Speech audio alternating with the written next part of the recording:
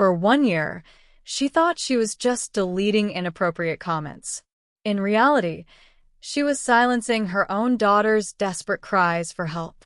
Rachel Torres had been working as a YouTube content moderator for TechGuard Solutions for exactly 13 months when she began noticing the pattern.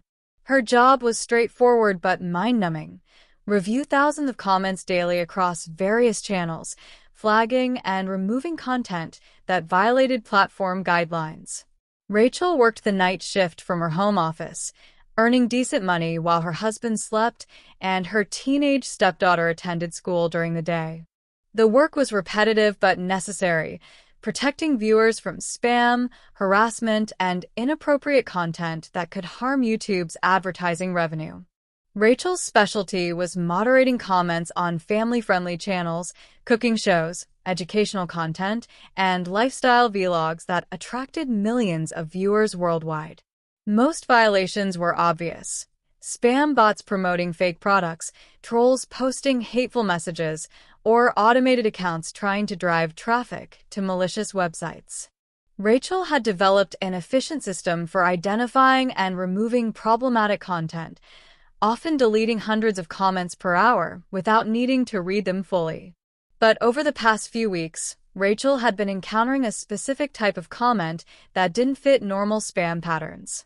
These comments appeared on various family channels, always posted by accounts with random usernames like SystemerrorR404 or GlitchinMatrix_91.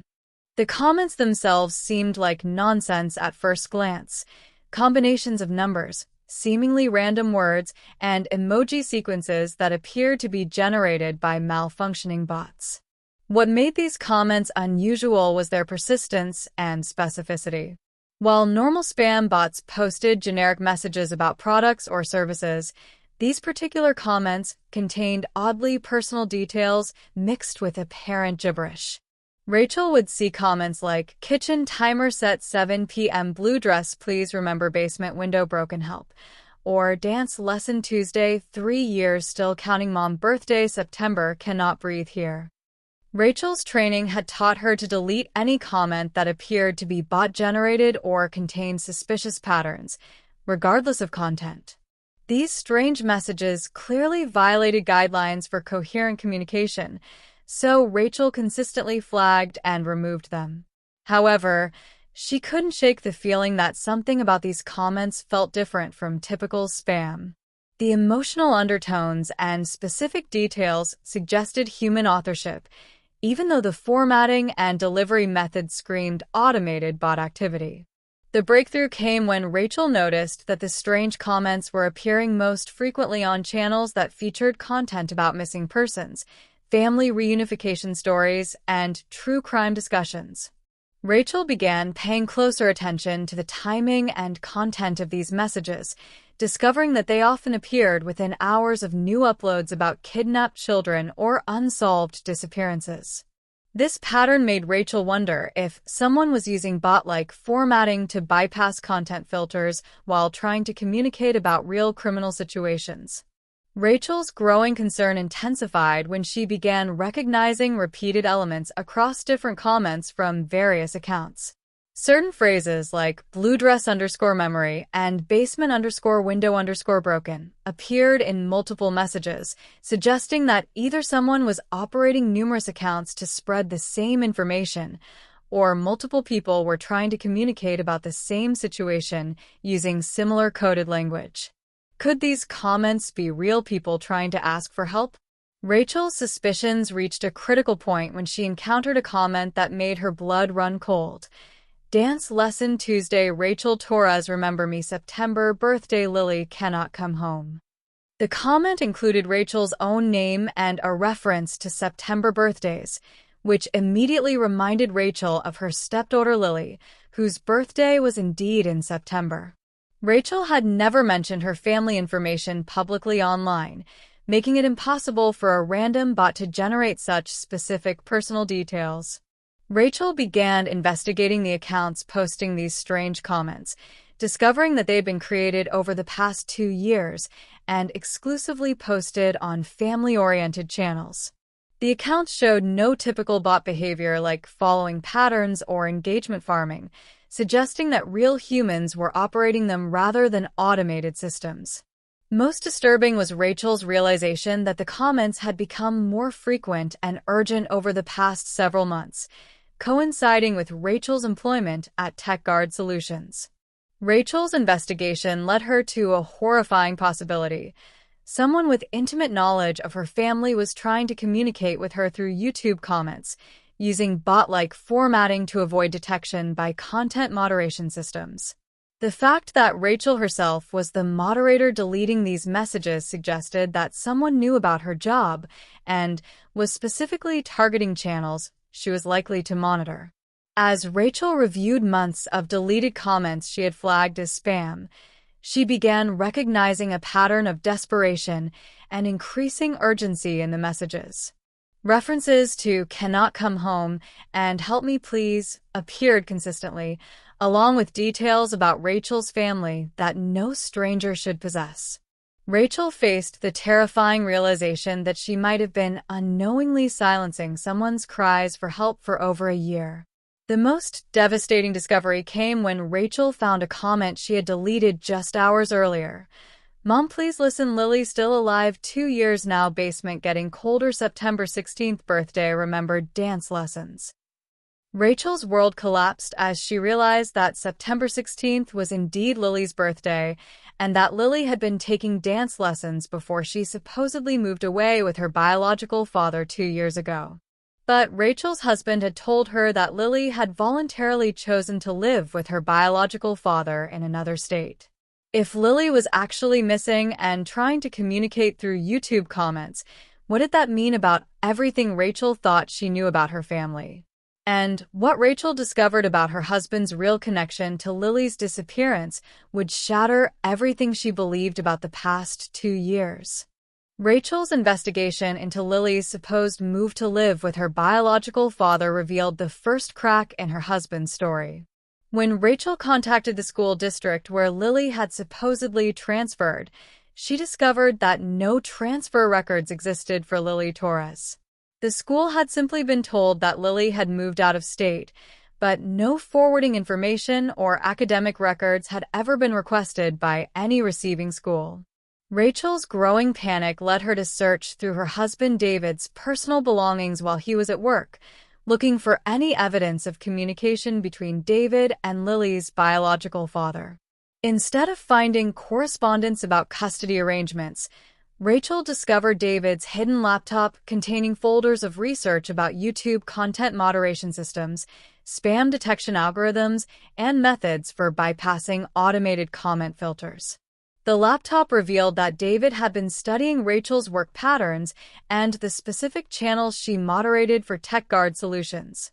David had detailed notes about which types of comments triggered automatic deletion, how to format messages to appear bot-generated while containing human communication, and timing strategies for posting comments when Rachel would be most likely to encounter them. Rachel realized that David had been engineering Lily's desperate attempts to communicate, knowing that Rachel herself would delete the messages. David's research files contained disturbing evidence that he had been monitoring Rachel's work activities through hidden software on her home computer. David knew exactly which channels Rachel moderated, what time she worked, and how quickly she processed different types of comments. This surveillance had allowed David to target Lily's cries for help directly to her own mother, while ensuring that Rachel's training and professional obligations would force her to delete the evidence. Rachel discovered that David had been systematically isolating Lily in their own home for 2 years, keeping her confined in a soundproofed basement room while convincing Rachel that Lily had chosen to live elsewhere. David had fabricated phone calls and text messages from Lily using voice-changing software and fake phone numbers, maintaining the illusion that Lily was thriving in her new living situation. Rachel's work schedule and David's manipulation had prevented her from discovering that Lily had never actually left their house. The most horrifying revelation came when Rachel found David's detailed psychological profile of her own behavioral patterns. David had deliberately encouraged Rachel to take the content moderation job, knowing that her professional training to quickly delete suspicious comments would make her the perfect unknowing accomplice in silencing Lily's rescue attempts. David had calculated that Rachel's dedication to her work and her trust in his explanations about Lily would create the perfect psychological trap. Rachel realized that David had been using Lily's computer programming skills, which she had learned in high school, to create the sophisticated bot-like comments that bypassed initial content filters. Lily had been desperately trying to communicate with her stepmother using the only technology available to her, while David monitored and controlled her access to ensure that the messages would reach Rachel but appear suspicious enough to trigger deletion. How long had Lily been trying to tell me she was trapped in our own house? Rachel's investigation revealed that Lily had been developing increasingly complex coding techniques to embed personal information and family memories into her comments, hoping that Rachel would eventually recognize the patterns and realize that the messages were genuine cries for help. Lily had referenced specific family moments, inside jokes, and personal details that only Rachel would understand, but Rachel's professional training had programmed her to focus on comment format rather than content meaning. The scope of David's manipulation became clear when Rachel discovered that he had been drugging her evening tea with mild sedatives for months, ensuring that she slept deeply enough that he could move freely around the house without detection. David had been bringing Lily food and managing her captivity during Rachel's sleeping hours, while maintaining his normal routine during the day to avoid suspicion.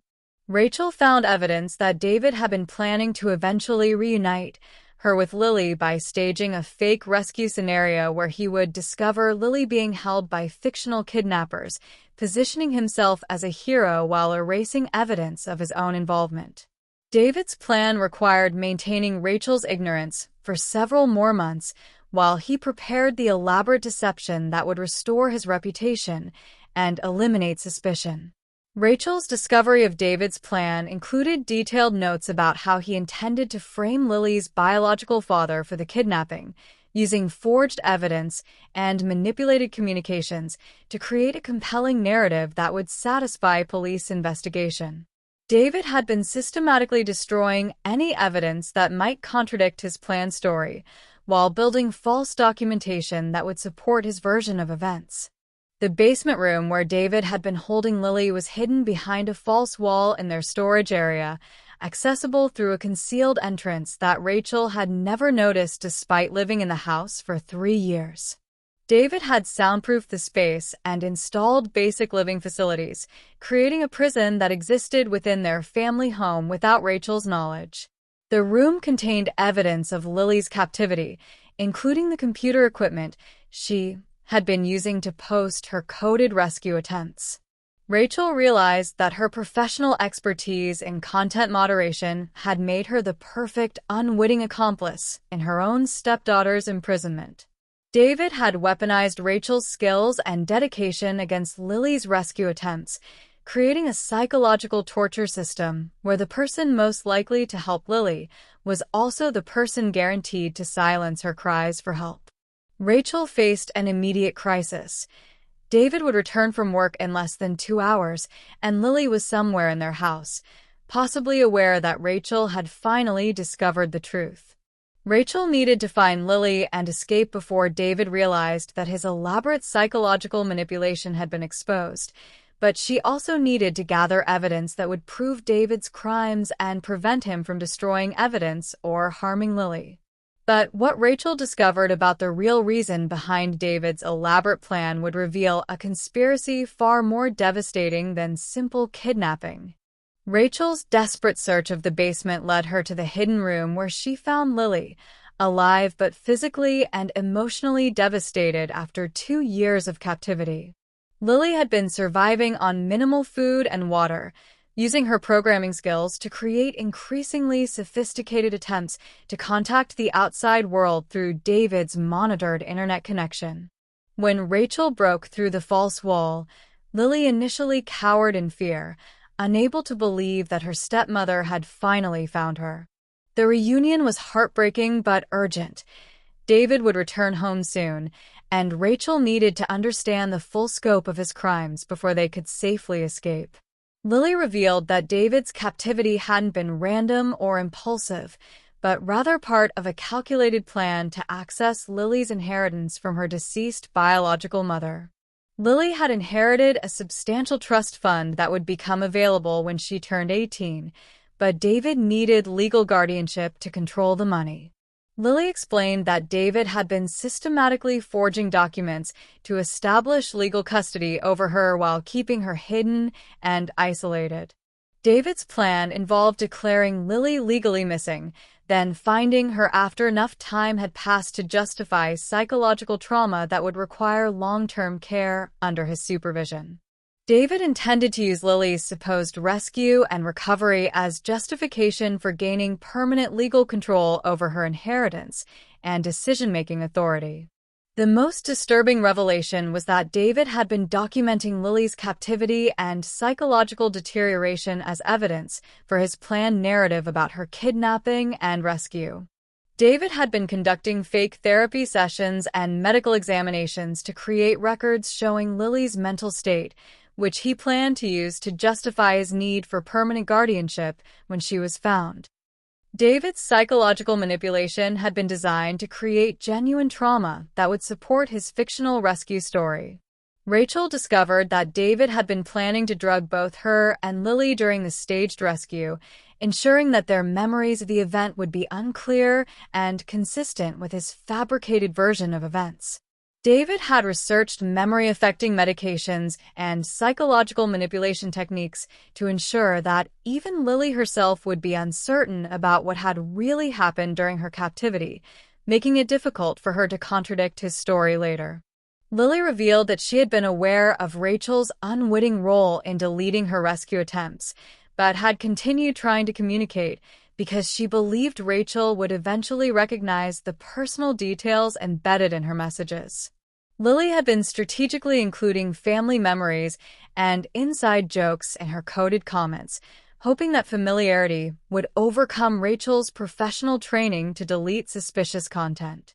The evidence Rachel and Lily gathered included David's detailed plans, forged documents, recordings of his fake therapy sessions, and documentation of his research into psychological manipulation and legal guardianship procedures.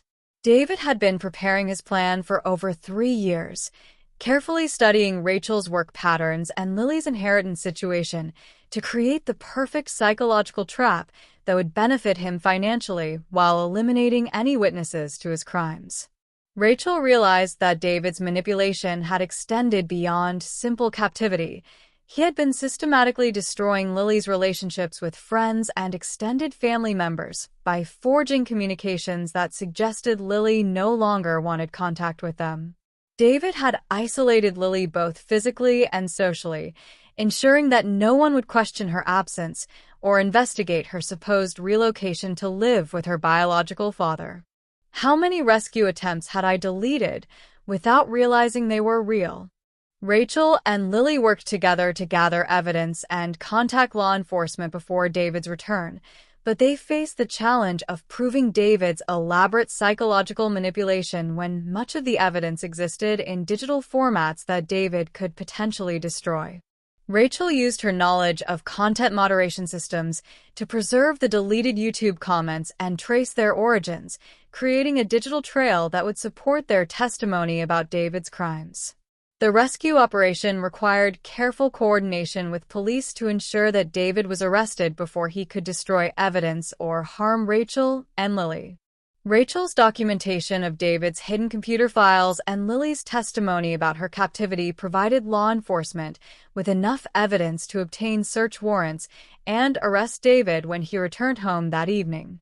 David's arrest revealed that he had been planning similar schemes involving other vulnerable individuals with inheritance situations, using his research about psychological manipulation and legal guardianship to identify potential victims. David's crimes extended beyond Lily's captivity to include financial fraud, identity theft, and psychological abuse targeting multiple victims over several years. The investigation into David's activities led to the discovery of other missing persons cases that had been mishandled or ignored because the victims' communications had been dismissed as spam or hoax attempts. Rachel's expertise in content moderation became crucial in helping law enforcement identify and investigate other cases where genuine rescue attempts had been systematically ignored or deleted.